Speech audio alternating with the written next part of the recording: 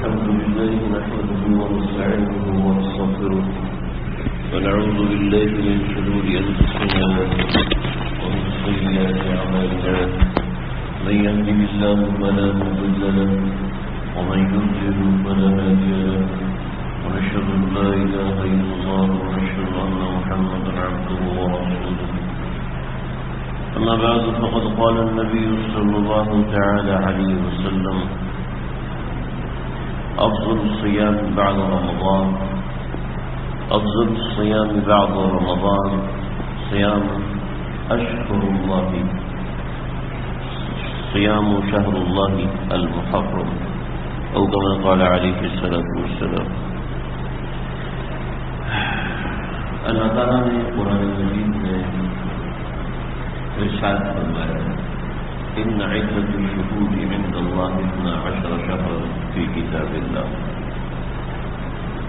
جس دن اللہ نے زمین و آسمان کو پیدا فرمایا تھا اس دن اللہ رب العزت نے مہینوں کی تعداد 12 رکھی تھی. منہا 4 حرم، ان میں 4 مہینے ہم نے وہ رکھے ہیں جو کہ محترم ہیں، جو کہ مکرم ہیں، جن کا احترام ہر انسان پر لازم ہے. ان میں سب سے پہلا مہینہ محرم کا مہینہ. آج محرم کی ابتدائی تاریخوں میں سے 4 تاریخ ہے اور یہ دن بڑے محترم ہیں. ان دنوں کی بڑی فضیلت ہے. آپ علیہ الصلوۃ والسلام نے یہ ارشاد بھی فرمایا کہ افضل الصیام بعد رمضان، رمضان کے روزوں کے بعد جو سب سے افضل روزہ ہے وہ صیام شہر اللہ المحرم، وہ اللہ کے مہینے محرم کا روزہ ہے. بات اتنی سی ہے کہ محرم کے مہینے کے روزے کی بڑی فضیلت ہے، لیکن طرز کیسے اپنایا؟ صیام شہر اللہ المحرم، کہ روزہ اس مہینے کا جو کہ اللہ کا مہینہ ہے اور وہ مہینہ محرم ہے. اس مہینے سے ہماری بڑی یادیں وابستہ ہیں. اس مہینے کا ہم سے ایک بڑا روحانی سا تعلق ہے. ہجری سال پہلے عیسوی سال چلتا تھا. سیدنا عمر فاروق رضی اللہ عنہ نے ہجری سال کو تشکیل کیا کہ مسلمانوں کی اپنی ڈیٹ کاؤنٹنگ ہونی چاہیے، مسلمانوں کی اپنی ایک تاریخ ہونی چاہیے کہ بڑی قومیں ہر چیز اپنا بناتی ہیں، وہ دوسروں سے لیتے ہوئے شرم محسوس کرتی ہیں. جو بڑے لوگ ہیں ان کو تھوڑی چیز کی ضرورت پڑتی ہے، وہ باہر سے چیز منگوا لیتے ہیں، کہتے جی مجھے دوسرے سے ہمسائے سے لیتے ہوئے اچھا نہیں لگتا، مجھے فلاں بندے سے لیتے ہوئے اچھا نہیں لگتا، جو میری ہے وہ میں جس طرح چاہے استعمال کروں. ایسے ہی مسلمان ایک بڑی قوم ہے، ایک غیرت مند اور دانش مند قوم ہے. ہم دوسروں کی تاریخ کیوں استعمال کریں؟ چنانچہ اپنی تاریخ بناتے ہیں. تو ہجری مہینہ تشکیل پایا. بڑی تفصیل ہے.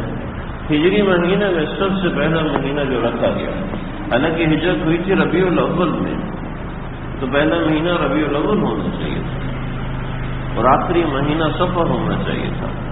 لیکن محرم کے احترام کے اندر کہ محرم یہ ایسا مہینہ ہے کہ جو سال کی ابتدا بھی کراتا ہے اور اس میں چند ایک دعائیں بھی منظور ہیں. تو آپ صلی اللہ علیہ وسلم کی ان دعاؤں، آپ صلی اللہ علیہ وسلم کے اس طریقے سے یہ سمجھا کہ محرم کا مہینہ یہ پہلا مہینہ ہوگا، چنانچہ یہ پہلا مہینہ قرار پایا. پھر محرم کے مہینے کے اندر 10 محرم کو آپ سب جانتے ہیں حضرت حسین رضی اللہ عنہ کو شہید کیا گیا. لیکن ہماری نالج بس اتنی ہی ہے جتنی ہمیں میڈیا والے دیتے ہیں، جتنی ہمیں باہر کے لوگ دیتے ہیں. کہتے ہیں جی آل بیت سے محبت کریں. آل بیت سے محبت تو فرض ہے، ہمارے ایمان کا حصہ ہے. آل بیت سے جو محبت نہیں کرتا اس کے تو ایمان میں شک ہے. لیکن کون سے آل بیت؟ کون سے آل بیت؟ صرف حضرت حسن اور حضرت حسین بس؟ حضرت فاطمہ اور حضرت علی، بس یہ سیدنا عائشہ صدیقہ رضی اللہ عنہا ان کی محبت بھی، وہ بھی تو آل بیت میں سے ہیں۔ دیکھیں جی، یہ میری اہلیہ ہے، اس کا کیا مطلب ہے؟ یہ میری بیوی ہے، لیکن بیوی کے لیے کیا لفظ استعمال کیا؟ اہلیہ، اہلیہ یعنی اہل والی، میرے گھر والی، یعنی اور آل بیت کا کیا مطلب ہے؟ گھر والے۔ تو جس کا سب سے پہلے گھر والوں پر آل بیت کا اطلاق ہوتا ہے، اس سے محبت تو لازم قرار نہیں دیتے، ان کی محبت بھی لازم ہے۔ حضرت فاطمہ اور حضرت علی ان کی اولادیں تو چند ایک تھیں، لیکن حضرت علی بھی آپ کی آل میں سے، حضرت عباس بھی آپ کی آل میں سے، اور حضرت علی کی اولادیں 17 تھیں۔ حضرت علی نے حضرت فاطمہ کے بعد 7 نکاح فرمائے تھے، محمد بن حنفیہ بھی ان کی اولاد میں سے۔ اس طریقے سے ان کی اولاد میں کچھ ایسے لوگ بھی ہیں کہ ان کی اولاد میں ایک بچی تھی جس بچی کا نکاح حضرت عمر رضی اللہ عنہ سے ہوا تھا، تو حضرت عمر بھی آل بیت میں کے حصے داروں میں شامل ہو گئے، کسی بھی طریقے سے شامل ہو گئے۔ تو عام طور پہ ہمیں اتنا ہی کنفیوز کیا جاتا ہے کہ حضرت حسن اور حضرت حسین سے محبت یہی آل بیت کی محبت ہے۔ ارے نہیں بھائی، حضرت حسن بھی ہیں، حضرت حسین بھی ہیں، پھر اس کے بعد حضرت ابو بکر بھی ہیں رحمۃ اللہ علیہ، حضرت عمر بھی، حضرت علی کی اولاد میں سے، حضرت ابو بکر صدیق کی بات نہیں کر رہا، حضرت علی رضی اللہ عنہ کی 17 اولادیں ہیں، اور ان 17 اولادوں میں کیا کیا معاملات ہوئے اور کتنی اولادیں حضرت علی کی ہوئیں، حضرت عباس کی کتنی اولادیں ہوئیں جن کی آپس میں رشتہ داری تھی۔ تو یہ ذہن میں رکھیں کہ 10 محرم کو صرف ہم کہتے ہیں جی شہادت حسین ہے، 10 محرم شہادت حسین کی تاریخ ہے، لیکن 10 محرم کی فضیلت شہادت حسین کی وجہ سے نہیں ہے، بلکہ 10 محرم کی فضیلت عاشورہ کی وجہ سے۔ آپ علیہ السلام نے عاشورے کا روزہ رکھا، عاشورے کی فضیلت آپ علیہ السلام نے بیان فرمائی۔ اب فرمایا کہ جو اس دن میں روزہ رکھے اور جو اس دن میں وسعت کرے گا اپنے آل اور اولاد کے اوپر، تو اللہ کی ذات سے امید ہے کہ اللہ پورا سال اس شخص کے اوپر وسعت کرے گا۔ یعنی جو 10 محرم اور 10 محرم کے روزے کی فضیلت ایسی ہے کہ آپ صلی اللہ علیہ وسلم نے یہ ارشاد کرو جو شروع میں سمجھ چکا ہوں کہ رمضان کے بعد سب سے افضل روزہ محرم کا روزہ ہے، اس میں عاشورے کا روزہ بھی ہے، اور آج کی تاریخ میں بھی روزہ رکھ سکتے ہیں، کل کی تاریخ میں بھی، پورے محرم میں کسی بھی وقت روزہ رکھ سکتے ہیں، لیکن پورے محرم میں آپ صلی اللہ علیہ وسلم نے مکمل پورے محرم کے 30 روزے آپ علیہ السلام نے نہیں رکھے۔ لہذا علماء فرماتے ہیں کہ چونکہ اس حدیث میں آپ علیہ السلام نے فضیلت فرمائی ہے، لہذا اس محرم کے اندر چند ایک روزے رکھنے چاہیے کہ آپ صلی اللہ علیہ وسلم نے جو فرمایا کہ افضل ترین روزہ رمضان کے بعد یہ ہے، تو پھر اس کی فضیلت کو حاصل کرنے کے لیے آپ نے اس کا مطلب ہے ارشاد فرمایا، تاکید فرمائی کہ اس کی فضیلت حاصل کرو، تو کوشش کے موسم بھی اچھا ہے تو اس کی فضیلت کو حاصل کرنے کی فکر کرنی چاہیے، اس کی فضیلت کو حاصل کرنے کی فکر کرنی چاہیے۔ پھر اس کے ساتھ آگے سمجھیں، میں چند ایک چھوٹی چھوٹی باتیں ذکر کروں متفرق کر کے، تاکہ آج چونکہ مضمون اتنا طویل ہے آج کی تاریخ کے اعتبار سے کہ وہ سارا کا سارا بیان ہو نہیں سکتا، چند باتیں سیدھا اس میں ذکر کر رہا ہوں۔ پھر اس کے ساتھ عاشورے کا روزہ رکھنے کی بڑی فضیلت ہے۔ آپ علیہ السلام نے عاشورے کا روزہ رکھا اور فرمایا کہ اگر اگلے سال میں زندہ رہا تو میں عاشورے کے ساتھ ایک اور روزہ بھی رکھوں گا، اس لیے کہ یہودی عاشورے کا روزہ رکھتے تھے، 10 محرم کا روزہ یہودی حضرات رکھتے تھے، اور جیسے اللہ نے ارشاد فرمایا کتب علیکم الصیام کما کتب علی الذین من قبلکم لعلکم تتقون، تم سے پہلے لوگوں پر روزے فرض کیے گئے تھے۔ اب ہم سے پہلے لوگوں پر روزے فرض کیے گئے تھے، کاش ہم قرآن میں غور کریں نا تو ہمیں ہماری زندگی دوسری طرف سے گزری۔ اگر ہم قرآن میں غور کریں، قرآن کو سمجھنے کی کوشش کریں، قرآن کے ایسے مضامین ہیں۔ میں ایک مرتبہ اپنے گاؤں گیا تو مجھے چند ایک میرے ساتھی بھی جن سے ہم کرکٹ کھیلتے تھے، اکٹھے رہتے تھے وغیرہ وغیرہ، تو وہ آئے بیٹھے جناب بیٹھ کے بات چیت کر رہے ہیں، تو میں نے ان کو کہا کہنے لگا یار ہمیں نا گاؤں میں مولوی صاحب بھی آتے ہیں، تقریر ہوئے چلے جاتے ہیں، نصیحت کرتے بتاتے ہیں، ہمیں ذرا بتاؤ کہ قرآن مجید کا مضمون اصل کیا ہے؟ تو اس نے کہا کہ قرآن مجید کا مضمون اتنے زیادہ ہیں کہ ایک آدمی پوری زندگی لگا دے تو نہیں سمجھ سکتا، پوری زندگی لگا دے تو نہیں سمجھ سکتا، نہیں سمجھا سکتا، اتنے زیادہ ہیں۔ البتہ چھوٹی چھوٹی چند ایک باتیں میں بتاتا ہوں۔ قرآن مجید میں اللہ رب العزت نے واقعات سنائے ہیں اور ایسے عظیم الشان واقعات سنائے ہیں کہ انسان کی عقل دھنگ رہ جائے۔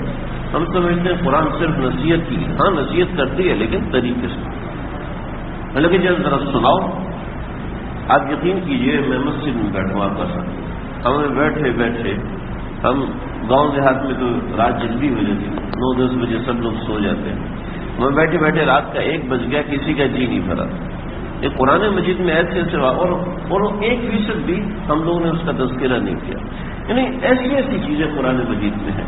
تو اللہ رب العزت نے جو قرآن مجید کے اندر یہ چیزیں فرمائی، قرآن مجید میں جو ترتیبات بیان فرمائی، کاش ہم اس کو سمجھیں۔ البتہ میں جو بات ذکر کر رہا ہوں میں اس سے نکلنا نہیں چاہتا کہ پچھلی امتوں پر روزے فرض کیے گئے تھے، ایسے ہی تم پر بھی روزے فرض کیے گئے۔ جو پچھلی امتوں پر روزے فرض کیے گئے تھے ان میں سے بہت سی امتیں ایسی ہیں جن پر عاشورے کا روزہ فرض تھا۔ پچھلی امتوں میں سے بہت سی امتیں ایسی ہیں جن پر ہر مہینے کے ایام 20 کا روزہ، ایام 20 کہتے ہیں ہر مہینے کی چاند کی 13، 14 اور 15 تاریخ، ان کو ایام 20 کہتے ہیں۔ ان کی بڑی اہمیت ہے۔ اگر آپ جغرافیہ کے طالب علم ہیں، یہ جغرافیہ کے بارے میں تھوڑا بہت بھی جانتے ہیں، تو آپ 13، 14 اور 15 کی تاریخ کو کبھی اگنور نہیں کر سکتے۔ ان تاریخوں کے اندر سمندر کا پارا کافی اونچا ہوتا ہے۔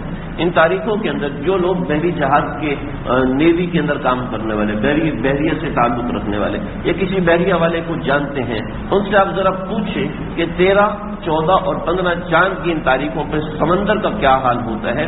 عام طور پر جو سمندر میں طوفان آتے ہیں یا اس نوعیت کی چیزیں آتی ہیں وہ انہی تاریخوں میں آتی ہیں، اور انہی تاریخوں میں یعنی درمیان کا عشرہ بڑا اہم ہوتا ہے سمندر والوں کے لیے۔ تمہارا ان میں عاشورہ جیسے 13، 14، 15 ہے، ایسے ہی ایک بڑی اہم تاریخ عاشورے کی ہے۔ بعض امتوں پر صرف جمعرات اور پیر کا روزہ فرض تھا، تو ایسے ہی عاشورے کا روزہ بھی بعض انبیاء پر فرض تھا، اور ایسی حضرت موسیٰ علیہ السلام کی قوم بھی عاشورے کا روزہ رکھا کرتی تھی۔ لیکن یہودی حضرات نے آپ علیہ السلام سے عرض کیا کہ اس دن اللہ رب العزت نے حضرت موسیٰ علیہ السلام اور ان کی قوم کو فرعون سے نجات دی تھی، تو اس وجہ سے ہم اس کے شکرانے کے طور پہ عاشورے کا روزہ رکھتے ہیں۔ لیکن ہمارے معاشرے میں بہت سی باتیں سرکولیٹ کر رہی ہوتی ہیں۔ 10 محرم کو جناب اس 10 محرم کو قیامت آنی ہے، 10 محرم کو آدم علیہ السلام زمین پہ نازل ہوئے تھے، 10 محرم کو یہ قصہ، ان چیزوں کا کوئی تعلق نہیں ہے۔ آدم علیہ السلام کی خطا معاف ہوئی تھی 10 محرم کو، اور آدم علیہ السلام زمین پر تشریف لائے تھے 10 محرم کو، حضرت نوح علیہ السلام کی کشتی 10 محرم کو پار لگی تھی، ایسا کچھ بھی نہیں، ایسا کچھ۔ ہاں البتہ حضرت موسیٰ علیہ السلام کو کی قوم کو جو فرعون سے نجات ملی تھی تو وہ 10 محرم کو ملی تھی۔ دیکھیں کسی قوم کو دبانے کے 2 طریقے ہوتے ہیں۔ نمبر 1 ان کو قتل کرو، نمبر 1 ان کو قتل کرو، نمبر 2 ان کے نظریات کو قتل کر دو۔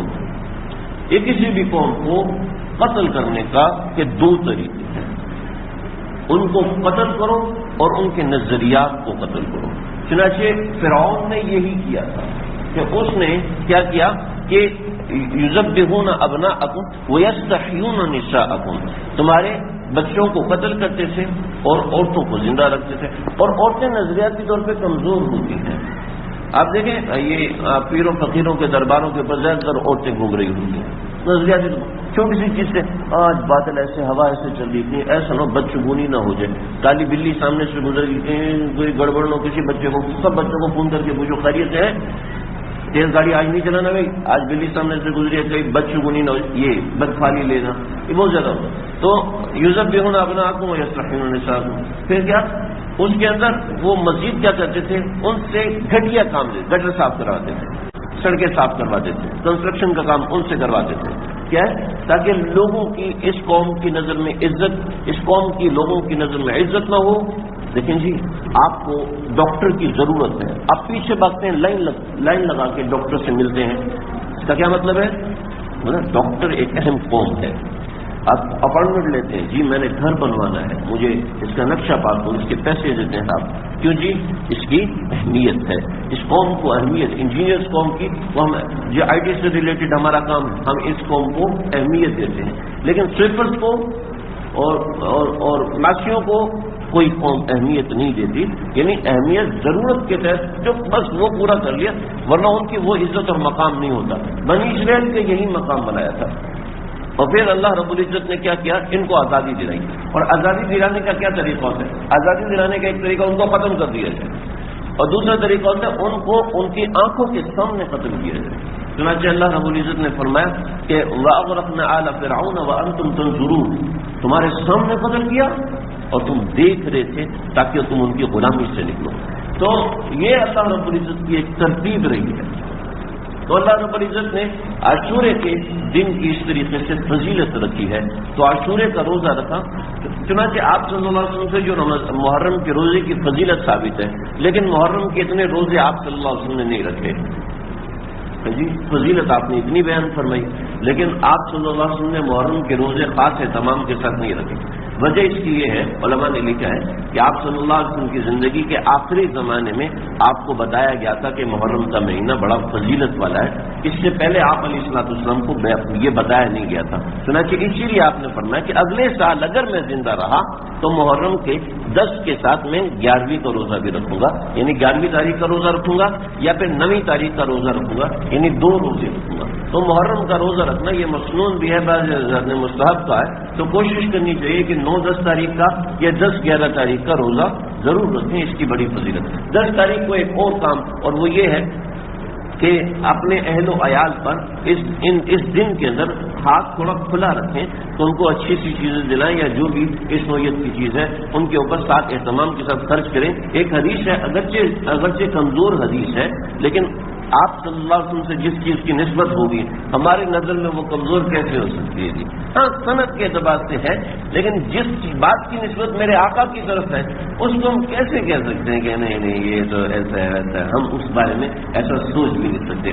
البتہ کسی کو نہیں کرنا تو کوئی فرض نہیں ہے، واجب نہیں ہے، کوئی سنت موقعہ نہیں ہے، بس جو کرنا چاہتا ہے اچھا ہے. اور ہم نے اپنے بزرگوں کو دیکھا ہے کہ جنہوں نے ان 10 محرم کو اپنے اہل و عیال پر ہاتھ کھلا رکھا، اللہ نے پورا سال ان کے اوپر بھی ہاتھ کھلا رکھا. تو یہ ایک بات کریں. ایک بات رہے گی کہ ہمارا اگست کا مہینہ ہے اور 14 اگست ایک بہت اہم تاریخ ہمارے لیے، ایک بڑی ضروری تاریخ ہے ہمارے لیے، اور یہ ہمارے ملک کی بقا اور بقا کی ابتدائی تاریخوں میں سے ہے.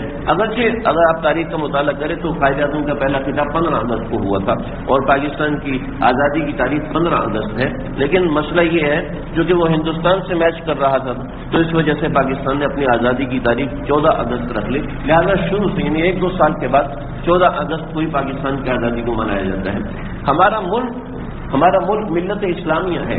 میں آپ کے 2-3 منٹ اور لوں گا. ہمارا ملک ملت اسلامیہ ہے. جو اس کی سرحد کی حفاظت کرے گا اس کا مطلب ہے وہ ملت اسلامیہ کی حفاظت کر رہا ہے. اور ملت اسلامیہ ہونے کی شرط کیا ہے؟ ملت اسلامیہ ہونے کی شرط یہ ہے کہ اس ملک کے حکمران مسلمان ہوں اور وہ اس ملک پہ اسلام نافذ کر سکتے ہوں. آج یقین کیجئے کہ اگر ہمارے ملک پہ اسلام نافذ ہو جائے تو ہمارے مدرسے والے بھی باغی ہو جائیں گے. ہوئے نہیں؟ یعنی کہ اسلام نافذ کرو، اسلام نافذ ایسے نہیں ہو سکتا. حضرت مجدد ملت حضرت تھانوی رحمۃ اللہ علیہ نے ارشاد فرمایا کہ اگر مجھے کہیں کہ تم اس ہندوستان کے پورے ہندوستان کے بادشاہ بن جاؤ اور اسلام نافذ کرو تو 10 برس تک میں اسلام نافذ نہیں کروں گا. 10 برس تک میں لوگوں کا ذہن بناؤں گا.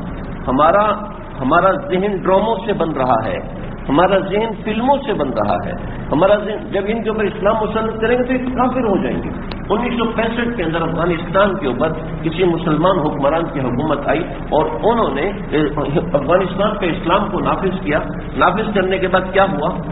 ہزاروں لاکھوں مسلمان افغانستان چھوڑ کے باہر نکلے اور اپنی داڑیاں کٹوائیں، ان داڑیوں پہ پیشاب کیا کہ ہم ایسی داڑیوں پہ یہ کرتے ہیں. نعوذ باللہ من ذالک. یعنی پہلے تو مسلمان تھے لیکن اب مرتد ہو کے اشد مرتد، یعنی ارتداد کا بہت بڑا ارتکاب کیا. لہذا چونکہ اسلام تو نافذ ہے نہیں، لہذا اسلامی ملک نہیں ہے. یہ بات غلط ہے. یہ بات میں نے صرف ایک مثال کے طور پر ذکر کی. لہذا سمجھ لیں جس ملک کا حکمران مسلمان ہو اور اس پر اسلام نافذ کرنے کی قدرت ہو، کسی حکمت سے کسی وجہ سے یا اپنے دماغ خراب ہونے کی وجہ سے، چلو میں یہ بھی کہہ اپنا سوچ نہ ہونے کی وجہ سے، اپنے سوچ کی خرابی کی وجہ سے وہ اسلام نافذ نہیں کر رہا، تب بھی وہ ملک ملت اسلامی ہے. چنانچہ اس ملک پہ جان دینے والے لوگوں کو شہید کہا جائے گا، ان کو ہلاک اور مقتول نہیں کہا جائے گا. جو اس ملک کی حفاظت کرنے والے ہیں ان کو وہی ثواب ملے گا جو اسلامی سرحد کی حفاظت کرنے والا. یعنی یہ ایک ملک کی اسلامی سرحد کی ایک رات کی حفاظت کرنے والے کو اللہ 60 سال کی عبادت کا ثواب دیتے ہیں. یہ پہرے داروں کو، ملک کے پہرے داروں کو یہ ثواب ملے گا. پھر آپ نے فرمایا کہ 3 آنکھیں اللہ کو بہت پسند ہیں. ایک وہ آنکھ جو نامحرم کے سامنے جھک جائے، ایک وہ آنکھ جو کہ اللہ کی خشیت میں آنسو کا ایک قطرہ نکل آئے، اور ایک وہ آنکھ جو کہ مسلمانوں کی سرحدوں کی حفاظت کرتے ہوئے جاگی ہو. ایسی آنکھ اللہ کو بڑی پسند ہے. ایسی آنکھ کو اللہ رب العزت قیامت کے دن رونے دی گئی ہے. تو یہ ملک ملت اسلامیہ ہے.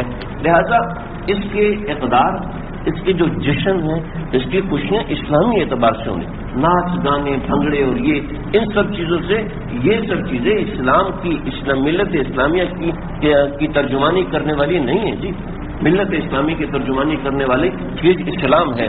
کلمہ ہماری بنیاد میں لا الہ الا اللہ، پاکستان کا مطلب کیا؟ لا الہ الا اللہ. انہی بنیادوں پہ پاکستان بنا تھا. حضرت مفتی اعظم پاکستان حضرت مفتی رفیع صاحب فرماتے ہیں کہ میں خود 2 مہینے تک ان جلسوں میں شریک رہا ہوں جن جلسوں میں ہمارا نعرہ ہوتا تھا کہ پاکستان کا مطلب کیا؟ لا الہ الا اللہ. اور اسی بنیاد پہ پاکستان بنا ہے اور اسی بنیاد پر ہم نے اس ملک کو لے کے چلنا ہے. تو بہرحال اس میں بہت سی باتیں ہیں، لیکن آج کے لیے اتنا کافی ہے. اللہ تعالیٰ مجھے آپ ہم سب کو سمجھنے کے عمل کرنے کی توفیق عطا فرمائے. سنتیں پڑھ لیجیے.